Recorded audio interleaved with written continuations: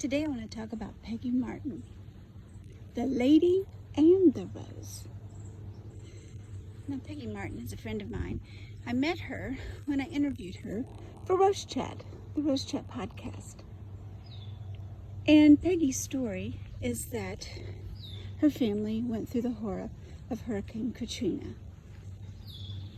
And Peggy and her family lost everything, including her parents, their businesses, and her collection of more than 350 historical roses. After 2 weeks of their property being under seawater, Peggy's family was allowed to return, and the only thing growing was one little sprig, and that sprig turned out to be this rose that has been called the Peggy Martin rose, the rose that survived Hurricane Katrina. Peggy is my friend, and she brings me pleasure, and this rose that bears her name brings me untold pleasure.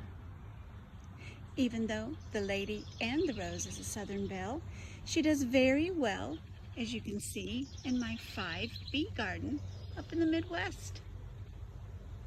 A one-time bloomer, but she blooms for several weeks. Last year, she was in bloom for I think it was actually 6 weeks. Worth it, so worth it. So there you have it. If you'd like to hear more about Peggy Martin, the rose and the lady, you can visit my blog, thegardendiary.com. Have a beautiful day in the garden.